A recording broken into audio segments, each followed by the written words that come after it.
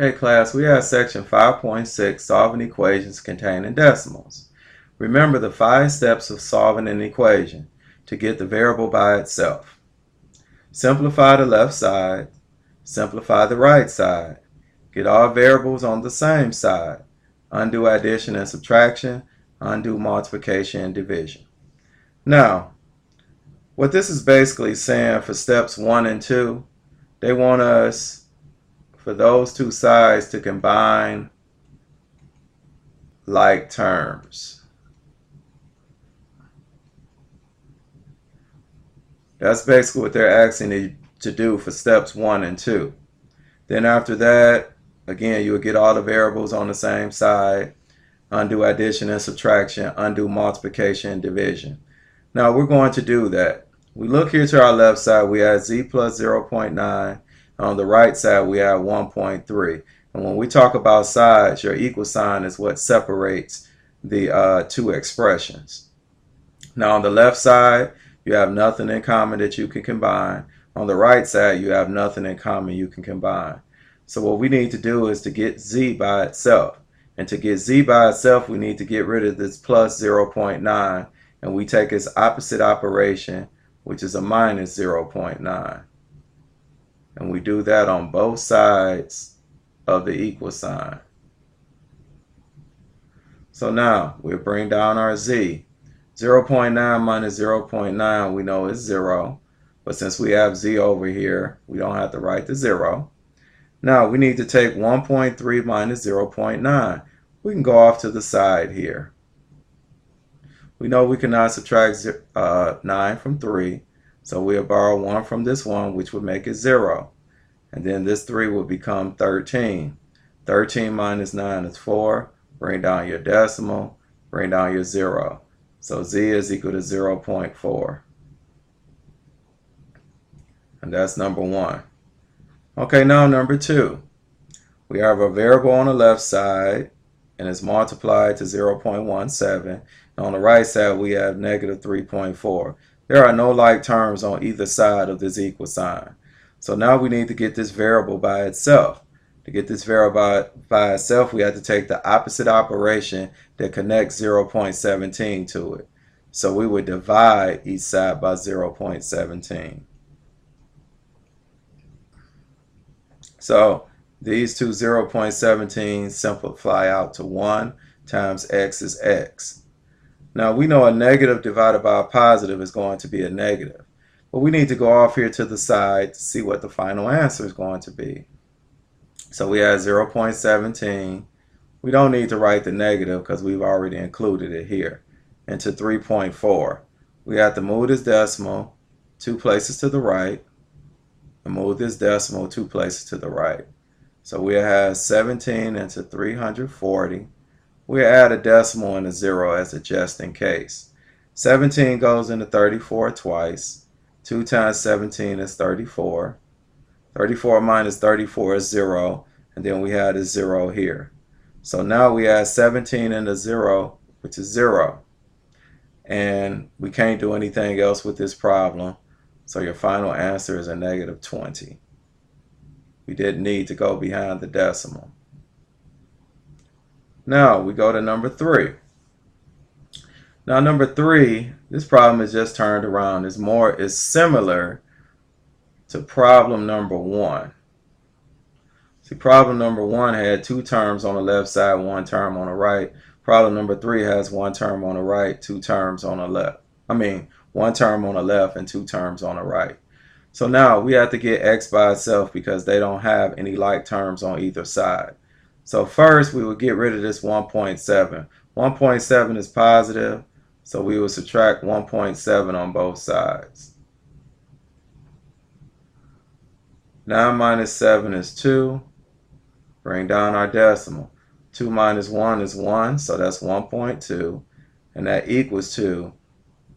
These will become 0. 0 minus 0.3x will give us a negative 0.3x. Now, we need to get x by itself. So we'll divide each side by a negative 0.3.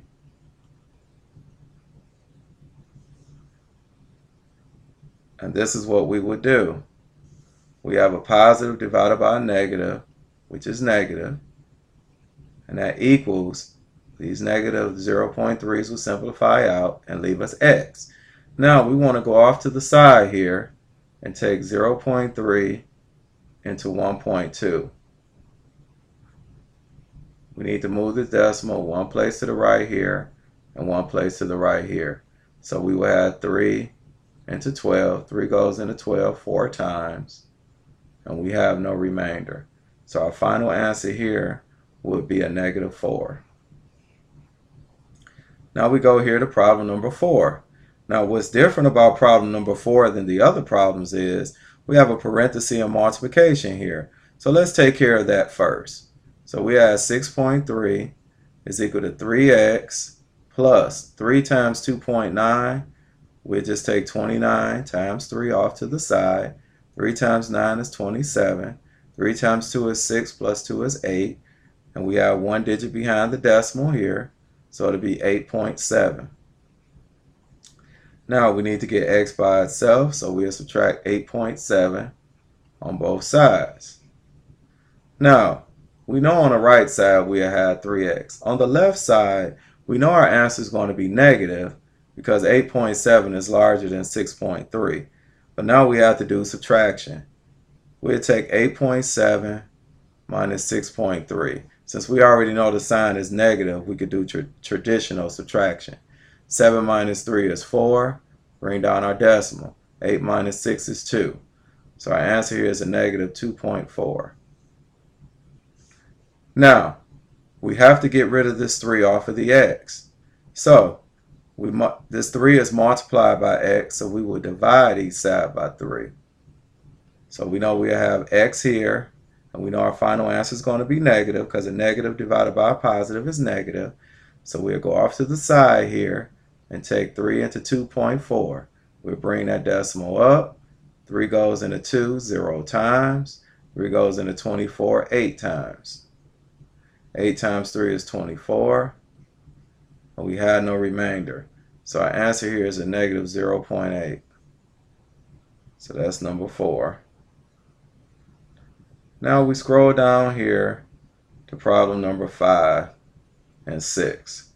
Now if you notice here we have 2 terms on both sides of the equal sign, but we don't have any like terms on either side. So the first thing we should do, since we have variables on both sides, is to get all variables on one side. It doesn't matter which side that you put the variables on.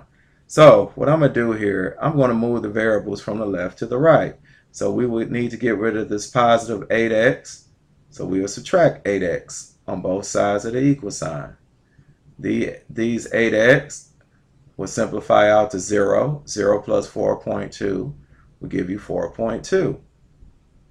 Now 10x minus 8x is 2x plus 11.6. Now this looks like the other problems we have been doing. Now we want to get x by itself, so we'll take the opposite of this plus 11.6 and subtract 11.6. Now on the right side that will leave 2x. On the left side we know this is going to give us a negative answer. So we'll go over here and take 11.6 minus 4.2. 6 minus 2 is 4. Bring down our decimal. And now we cannot subtract 4 from 1, so we borrow 1 here. And this 1 becomes 11. 11 minus 4 is 7. So it'd be a negative 7.4. Now we need to get rid of this multiplied 2 to this x. So we need to get rid of this 2 by dividing each side by 2, which is the opposite operation of the multiplication. So we know on the right side we will have x. On the left side, a negative divided by a positive we know is negative. So we would take 2 into 7.4. We'll bring up our decimal. 2 goes into 7 3 times. 3 times 2 is 6. 7 minus 6 is 1. And you bring down your 4. 2 goes into 14 7 times. 7 times 2 is 14.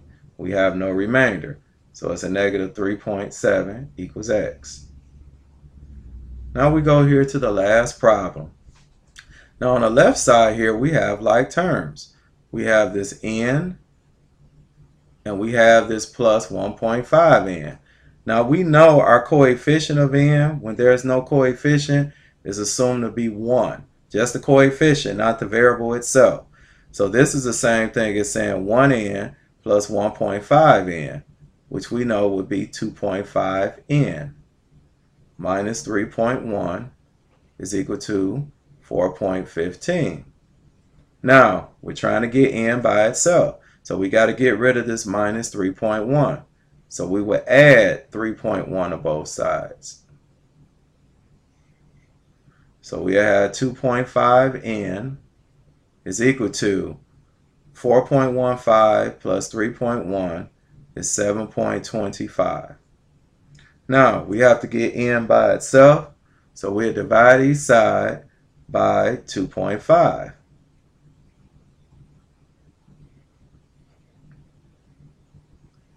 Now on the left side, the 2.5 simplify out to 1 times n gives us n. Now we have to figure out what 7.25 divided by 2.5 is. So we could go over here to the side. We add 2.5 into 7.25. Now we know we need to move this decimal one place to the right and move this decimal one place to the right. So we add 25 into 72.5. We bring up our decimal. 25 goes into 72 twice. 2 times 25 is 50. 72 minus 50 is 22, and you bring down your 5. 25 goes into 225 9 times. 9 times 5 is 45. Carry your 4. 9 times 2 is 18, plus 4 is 22. And we have no remainder. So our final answer here would be 2.9. Now, that concludes section 5.6.